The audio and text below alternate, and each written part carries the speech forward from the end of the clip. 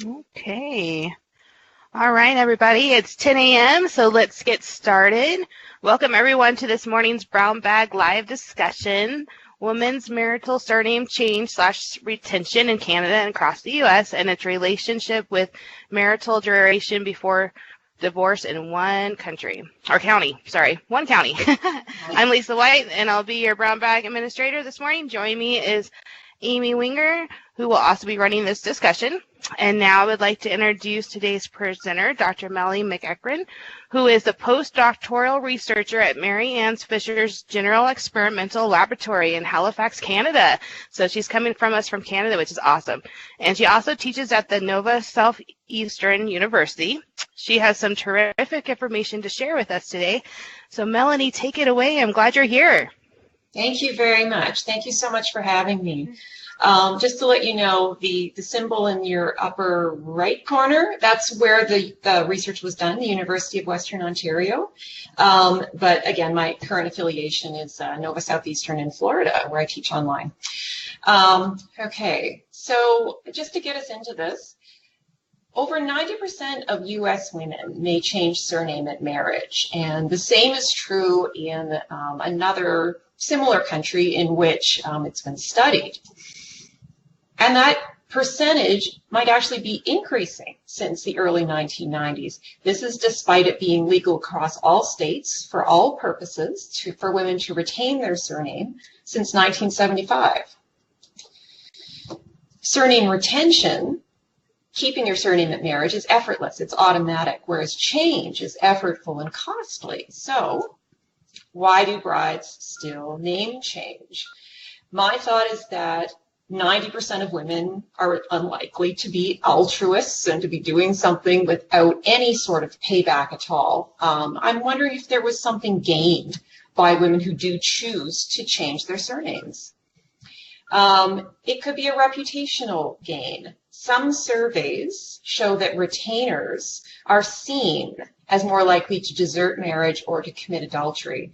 There is zero evidence that women who change surname are more likely to commit adultery, and desert is a loaded term, but there could still be, but perceptions are powerful, and there could still be a reputational advantage. My question based on that is, could marital surname change function as one possible signal among many to the spouse-to-be of the bride's commitment to the marriage, rightly or wrongly? Hey, Melanie, I'm so sorry to interrupt. I'm sorry, can you hear me all right? We can totally hear you. I'm just not seeing the slide change. I don't know if anybody else is seeing that. Oh, dear. Okay. Yeah, I'm on slide 8. What should I do? Should I tell you when to advance? I could do that for sure. Or we can try to reload it again. Whatever you think. Let's see. So, Amy, is there a way, maybe if take over a presenter, is that a thing on the top? Sure. For her? Do you want me to advance the slides? I can take over as presenter, yes. Okay. And then she's on slide 8, right, Melanie? Yes, I am. Okay, and then can you just prompt me to change the slide? I will. I'm sorry, and this wasn't, the last time around we didn't have. Okay, I'm not really sure what just happened, though. Yeah, I'm sorry. Maybe I shouldn't have done it. I said share screen. Oh, so maybe that's fine. Maybe it will start working. Do you see red font capitals at the top of your screen? Why do brides still name change? Okay, I think we're good then. Oh. Okay, and I'll make that large for everybody. There you go. Okay. Yep. Thank you. Thank you. The only concern would be to wake up your screen every now and then. Yes. Okay. I'll just click in the corner or something. Yep. Okay. Thank you, sorry. So just to go back, my thought was perhaps marital surname change could function as one possible signal to the spouse-to-be of the bride's commitment to the marriage. Perhaps that signal could tend to be rewarded by spouses whose names are taken. And I base that, in turn, on some other research showing that young men want their, on the whole, want their wives to change surname when they get married to them, that this is a preference.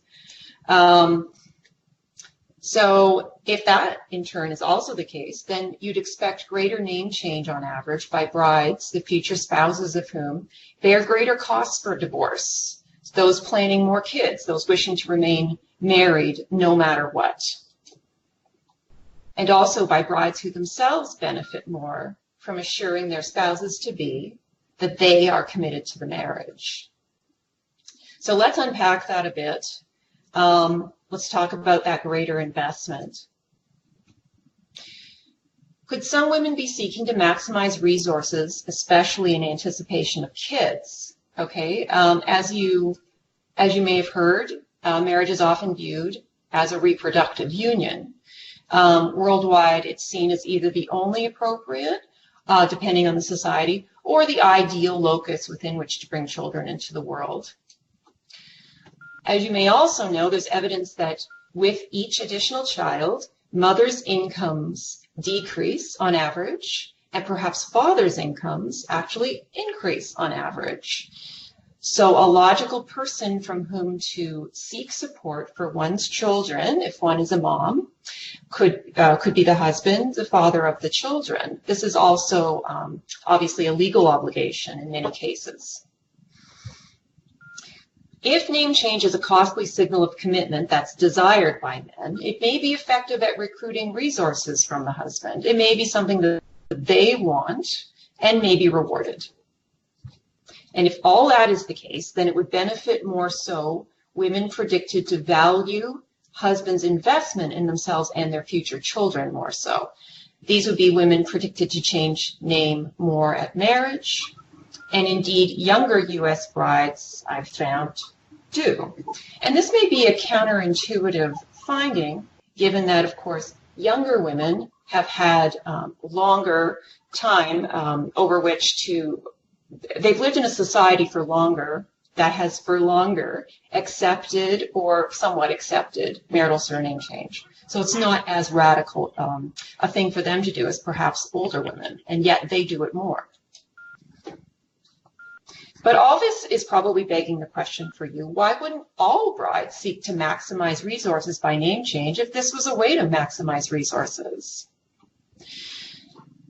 My thinking is that doing so may not always maximize resources. This is something that needs to be tested, and that there are costs. For example, there are perceived professional costs in terms of loss of earned reputation, and there can be lesser connection with the natal family, with the woman's culture, especially to the extent people marry interculturally. And there can be attachment as part of one's individual identity to one's birth surname. Taking all these pluses and minuses together, I came up with a framing question that a bride might ask. How do I obtain more resources, especially if I plan on having kids? With more contributions from my husband, but less of my own earnings if I change my name, or with lesser contributions from my husband, but more of my own earnings because of that earned reputation, if I retain my name. And I'm not saying ahead of time that this is actually what goes on in anyone's mind. This is just a framing question for me. So today I'm going to present 3 studies. The first is an archival analysis of all surname change decision of all women getting married in Hawaii in 2009, their name change rate by age and state. Second study, a survey of attitudes and plans of Canadian brides-to-be, those engaged to men and separately those engaged to women.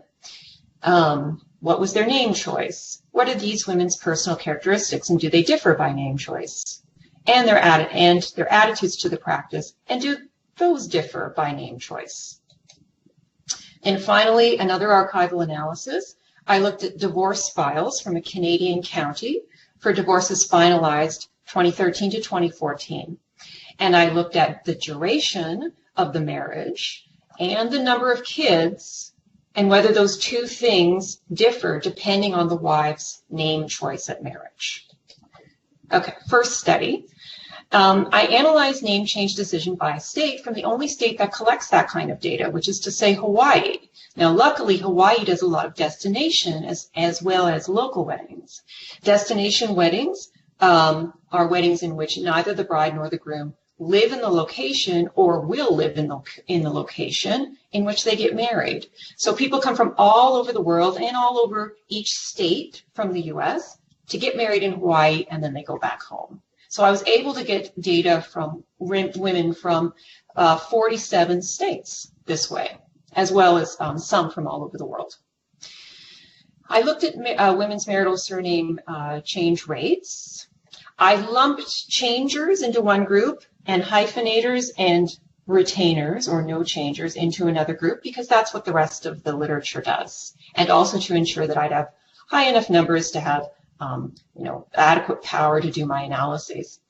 And I saw if that choice was related to state level women's income and bride's age group. Unfortunately, I only had access to state level income, or sorry, state level name choice, and age binned age groups data. So the data is somewhat limited. Because destination brides are more likely to be wealthy, no matter where you come from, if you're getting married in Hawaii and you don't live there, you've come an awful long way. They're more likely to be wealthy, and it's an expensive place to travel to. I figured they'd be more likely to be higher earners compared with average brides. So to estimate their state level income, I looked at women's median full-time and salaried incomes by state, not women's average income among all women by state. These were my two hypotheses. First, the proportion of women retaining or hyphenating will be positively correlated with state level women's income. And this correlation will exceed that for men's. And the older the bride, the more likely she will retain or hyphenate. I'm the one. Just let me know if there's needs to be any interruption. I'm kind of hearing a little bit of sound in the background, so please just let me know. Why did I posit hypothesis 1? Because if the bride is more likely to earn well, she's also predicted to be more likely to maximize her and her future children's resources by name retention. And because it's more about what she might earn rather than about what her husband-to-be might earn. And why did I posit hypothesis 2? Because with lesser reproductive horizon, a bride needs to worry less about supporting future children. And she's more likely to have pre-existing reputation under her existing surname. This is where I got my data, U.S. Census publication, which took 1% of the U.S. population and sampled from them. Of course, I'm available to answer any questions you may have about background data collection or anything else.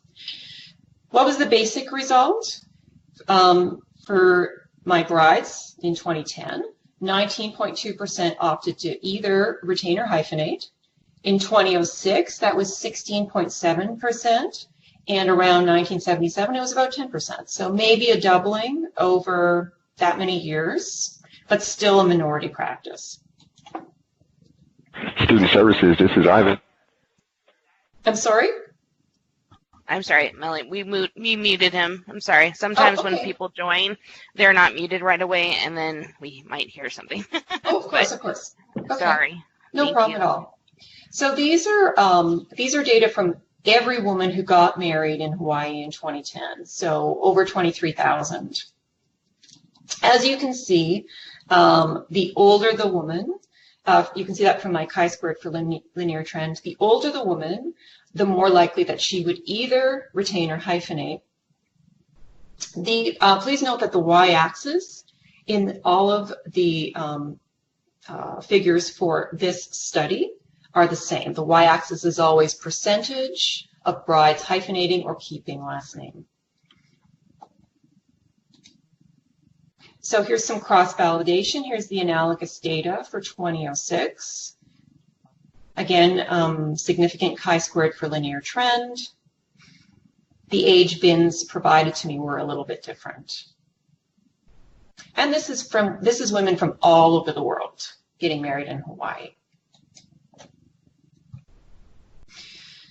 So I'll give you a second to get used to this, these figures here. This is just U.S. women getting married in Hawaii. If you turn your attention first to the red diamond figure, every point represents one U.S. state. There are 46 states represented. I didn't use Hawaii itself because those weren't obviously destination brides, and they may differ because of that. But each of the 46 points represents one state. You can see, again, the y-axis is the proportion or percentage of women retaining or hyphenating. And the x-axis in this case is the median income for her state. So if you look at the top 2 points, for example, that's New York and California. Women, relative to many of the other states, are earning well, and they're also more likely to retain or hyphenate their surname. The correlation displayed there is 0.78 and significant. Now let's move over to the men's side with the blue dots. Again, the y-axis is the proportion of women from each state getting married in Hawaii that year, retaining or hyphenating surname. And here along the x-axis now, though, you have men's income, okay? And the correlation there is 0.64. So which correlation or which relationship is more important? I assessed this with some planned competitive regressions, which just means that I put in women's salary state level and men's salary state level, no other predictors. And I used those two predictors to predict the proportion of women retaining or hyphenating surname by state. When I did that, the men's income predictor fell out of significance. The adjusted R-squared on that regression was medium to large in effect size. So just a little limited cross-validation here. Here's the similar figures for 2006. I only had data for 12 states for that year, unfortunately. So I have very limited statistical power. However, the trend is the same. So discussion. The rate of hyphenation or retention increased with full-time salaried women's median income in the bride state, and it accounted for 60% of the variance. Little discriminant validation. Name change rate by state was not correlated with state parasite stress, collectivism, individualism, and note that this includes items on religiosity. Single family home price by state, or this amount divided by women's median income, which tells us something about how expensive it is to live in a certain state. It wasn't related to state proportion attaining high school or greater for 2007, nor was it related to male or female 2010 unemployment rates. Here's what it was related to that I tested. It was related to state level. It was related to state Gini, which is a measure of income inequality, in this case at the household level. It was also related to state redness or blueness, and it was also related to the state proportion attaining a BA or greater. However, what I did is I took each of these predictors separately and again competitively regressed them alongside only my female income predictor to predict, again, women's retention or hyphenation, all at the state level. In 2 out of 3 of these cases, 2 out of 3 of these predictors dropped out of significance. Gini, interestingly, did not. Again, that's the income inequality measure. The higher the Gini, the more unequal the income in the state. So why might it be that Gini predicted surname keeping or hyphenating? Could states with more general inequality have much greater male than female income? No, the difference between men's and women's state median incomes and men's divided by women's was not predictive. Okay, so what is going on? I had an inkling about what might be going on, and I decided to, which I'll go into a little bit later, and I tested that by testing in the following, or the regression that you see before you, in which I added the predictor of interaction of Gini by women's income. As you can see, Gini now drops out of significance, and I've achieved a large effect size overall in the regression. So maybe it would be helpful to actually look at a picture of what this interaction looks like. So this is just a graph of simple slopes. You can think of each of the 4 points as representing one kind of U.S. state. Either if you look to the left of your screen, these are the high equality states. On the left side are the low equality states. The red points are states that also have high women's income, and the blue line is states where you also have low women's income. And as you might be able to see, the only type of state that is different from the other 3 is a state where you have both high equality and high women's income. And in those states, you have significantly more brides retaining or hyphenating surname. So why might that be?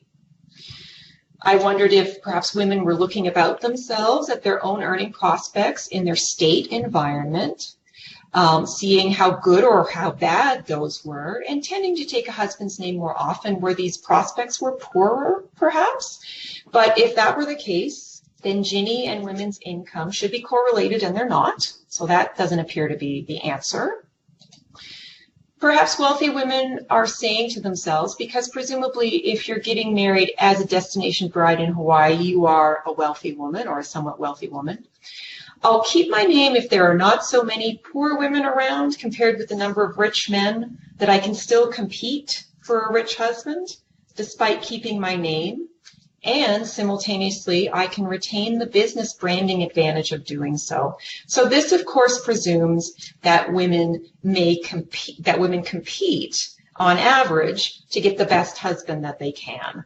And that one factor of a best husband is someone who makes more money. Okay? And that may or may not be the case, but that was what I was thinking. Of course, to get any real answer on this, because I don't have an answer on this based on the data presented, I would need survey data. For example, on individual women's competitiveness in finding the best husband she can. Okay, so that brings us to study 2, my survey. Just as a little bit of background, there's actually a deep literature on women's attitudes towards and factors related to changing or retaining a surname. So I took as many of these predictors as was feasible to include in one survey, and I put them all in that survey, and I asked the women who took it, who were all brides-to-be, what their attitudes were, and also, are you going to change your name or not? And just a quick reminder why I thought many brides might change name despite the costs associated and there being no legal need to. Perhaps by making a costly signal that is at least interpreted as meaning greater marital commitment, whether or not it actually means that. Could brides be increasing the probability of investment in themselves and in their future children? Based on that, I predicted that preferentially name change would be done by women in whose reproductive and economic interests it is to do so. So women who are younger, therefore have a greater reproductive horizon before them. They have to worry more about provisioning children. Women who earn less, women who desire more children and who therefore will presumably have more children. And then I did a tentative post-dict because I ended up getting a third of my sample were women engaged to other women. And I hadn't anticipated that I would get so many such participants.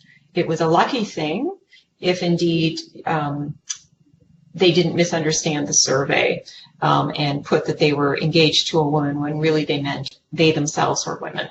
But anyways, a tentative post-dict, I thought if you're marrying a man as opposed to a woman, you might be more likely to change surname. And that might be an effective tradition. So here are my hypotheses. As with the study I just showed you, I thought that bride's income would positively predict her own retention or hyphenation. And again, as with the study I just showed you, I thought that the groom's income would positively predict bride's retention or hyphenation of surname. My second hypothesis was that number of children desired would negatively predict retention or hyphenation. And my third hypothesis was that the degree to which contact with in-laws was viewed negatively will positively predict endorsement of, in general, women should retain their birth names. And just a note on that, I'm telling you that hypothesis in the interest of openness, because that's an hypothesis which I used in a previous survey.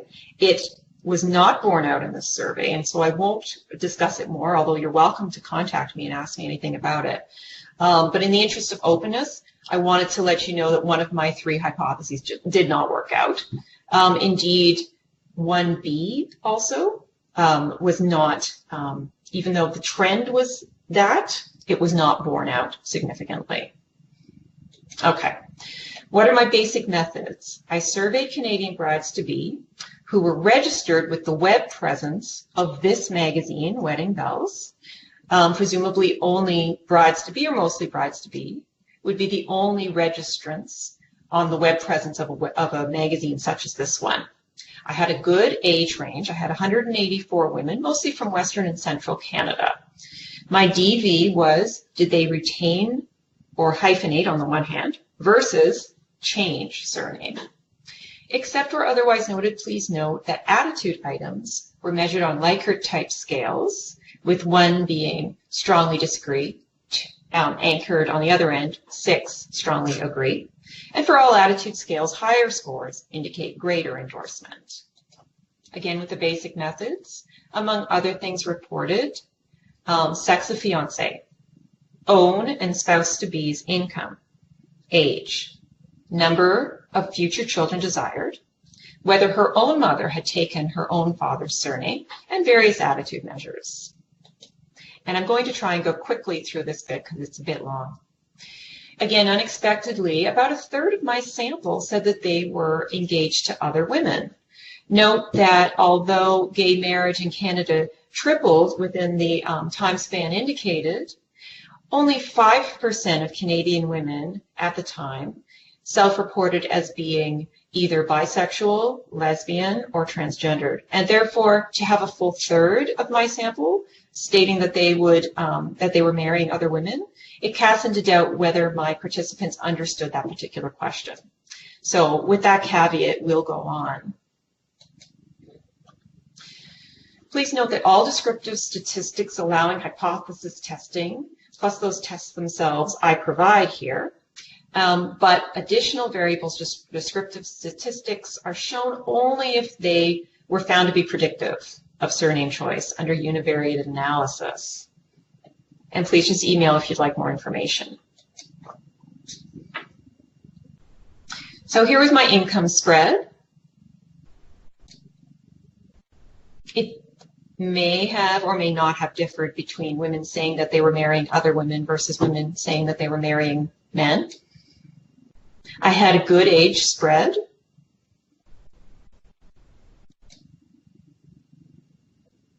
And a good spread of number of future children desired. The mean was 2 children desired, future children. I used the full sample on this slide because I didn't note in any of these items that there was any difference between women marrying women and women marrying men. So just some miscellaneous measures. I asked, how much, if at all, would you say women in your area compete with each other to find the best husband that they can? And it was about the middle of the scale. This was not found to be predictive of the DV. So that, of course, goes against my thinking from study 1. However, here is some evidence that women perceive other women, at least, to compete for husbands. So my sample was quite liberal, as you might be able to see there. They fell in the middle of the scale generally in terms of feminist self-identification. One of my committee members asked me to examine egalitarian autonomy.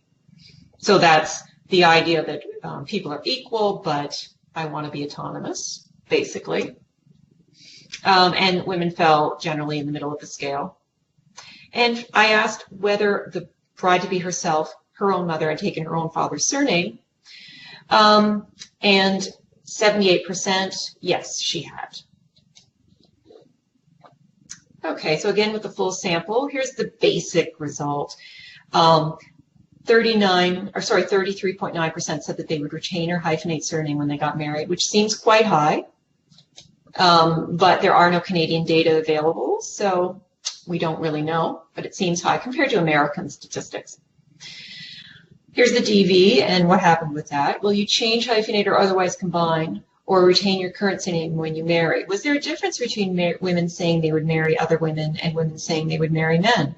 No, there was no difference. This was the only comparison that I could do. This was the only one that was adequately statistically powered, unfortunately. But I'm happy to give you other, you could think of it as pilot data from women marrying women, if that's of interest to you. Okay, so again, with the full sample, was income predictive? It was positively correlated, bride's income was positively correlated with her retention or hyphenation. The effect size was small, but her fiance's income was not correlated with her retention or hyphenation. Okay, hypothesis 2, number of future children desired. Again, in the full sample, and again, this is because when I divided the sample, I got the same result. There was not a relationship between retention, hyphenation, and number of future children desired. I'm sorry, I didn't get the same result when I divided it. Whenever I get a different result when I divide the sample, I do tell you that. I apologize. Among women engaged to men, however, there was a small effect size. All right. So women changing surname wanted more children than women retaining or hyphenating.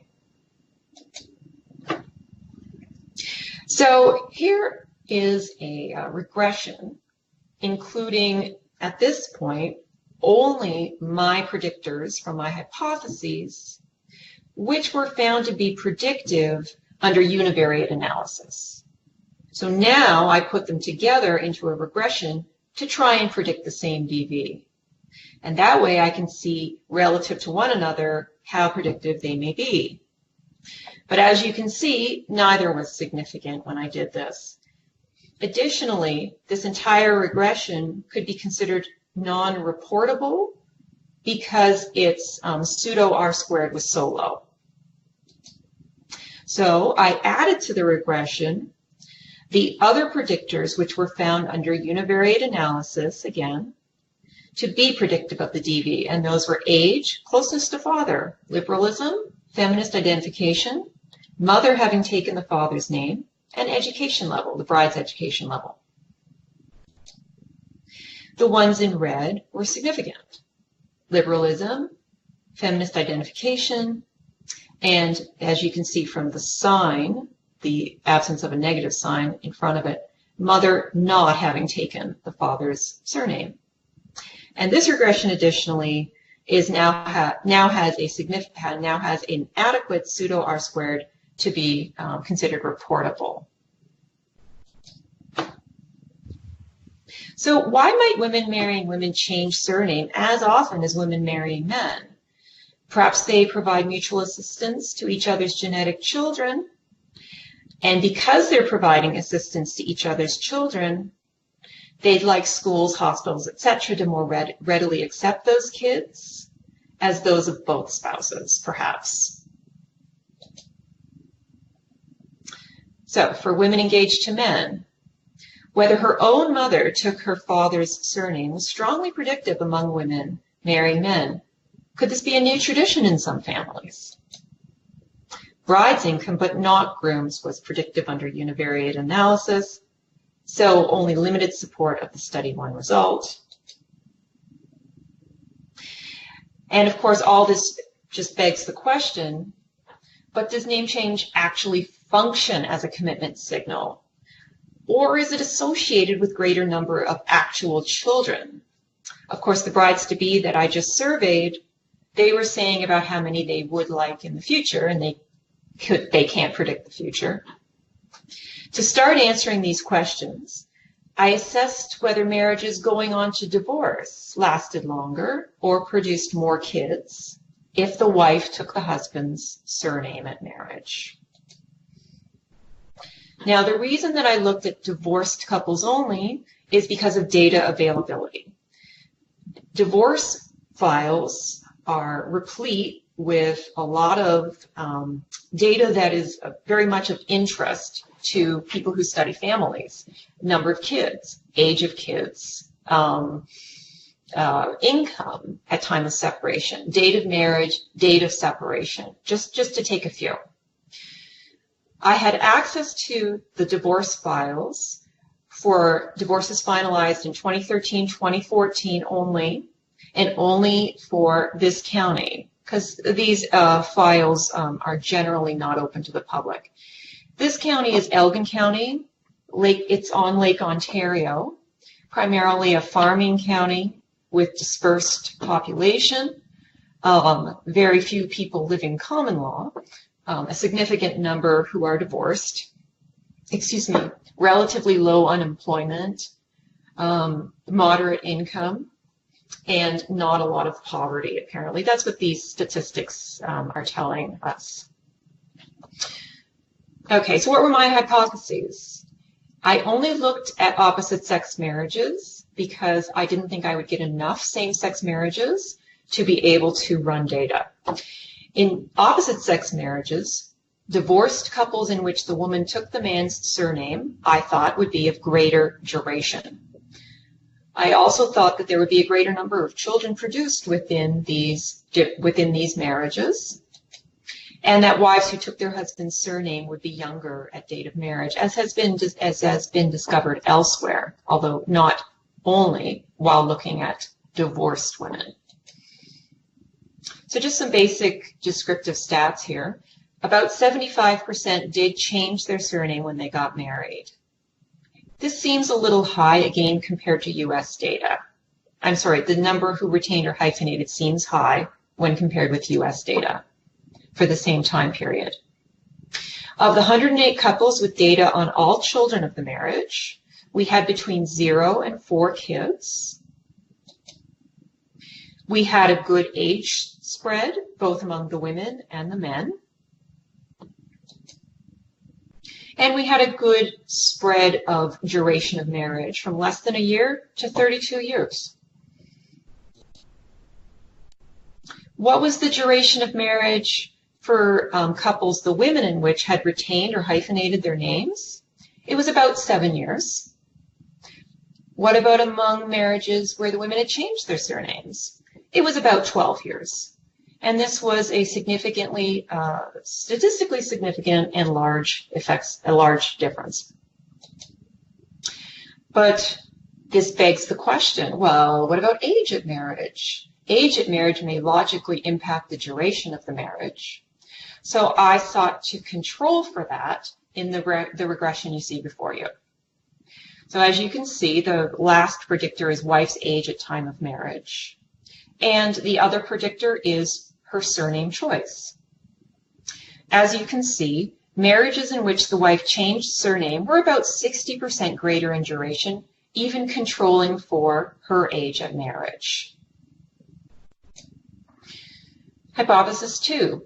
Did the number of children of the marriage differ between marriages in which the woman retained or hyphenated versus those in which the woman changed surname? Although you could look at this t-test and say yes, there was not a large effect size, and therefore it's an underpowered t-test. So take from that what you will. Again, it begs the question, though, marriage duration may logically impact the number of children of the marriage, so we should control for marriage duration when we're looking at number of children of the marriage. And obviously that's because it takes a significant amount of time to conceive, to carry a child, and to experience postpartum amenorrhea, or a period of infertility. So having more than one child per year is quite unlikely, except in the case of multiple births. Okay, so if you look at the regression before you, you do see that surname choice is not significant when regressed alongside marital duration to predict number of children, okay? Marital duration, however, is predictive, such that for every 1 year of greater marital duration, there was an associated predicted 5% increase in number of children of the marriage. And that's probably not surprising to anybody. Okay, hypothesis 3. Age at marriage for retainers or hyphenators was about 31. For changers, it was about 30. And this difference was not significant. So hypothesis 3 was not borne out.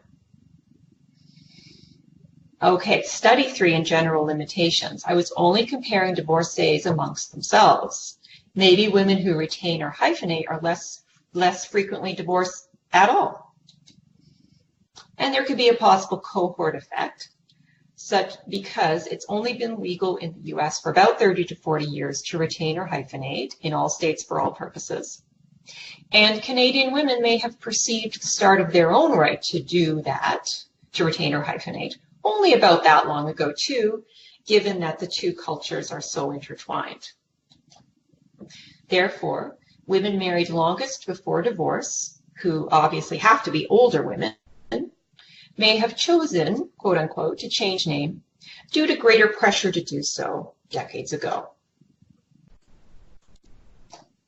Concluding this study, at least for the given county and time period, and for those going on to divorce at all, women's marital surname change may function as a signal of their commitment to remain longer in a marriage. And as a side note, lesser marital duration did lead to fewer children being produced in any of these marriages. Now, bear in mind that just because something functions as a signal of commitment, it doesn't necessarily mean that the woman is more or less committed, because in Canada, as in your own country, divorce can be unilateral. Only one spouse can want divorce, and the divorce will still occur, which is probably what you anticipated.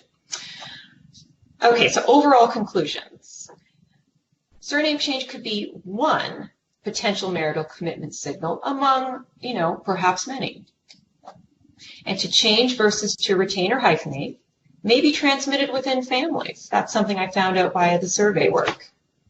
And from study 1, I conclude that name change may be responsive to local level of husband competition, finding the best husband I can competition. Or it may be that the bride's income is predictive and the groom's is not. Taking all that together, I think I have some indirect evidence consistent with an underlying resource maximization motivation. But that is more speculative. And just to conclude, I would like to acknowledge my committee members and examiners, because this is work done through graduate school. Advice from the people who you see listed there. Brian Horiuchi of the Hawaiian government for data concerning the marriages that I showed you archival data from. And for the divorce data, Miranda, the Ministry of the Attorney General, and others at the Elgin County Courthouse. Thank you so much for your time. Here's my email address. You're welcome to please email me questions that you may have, and I'd like to take your questions now.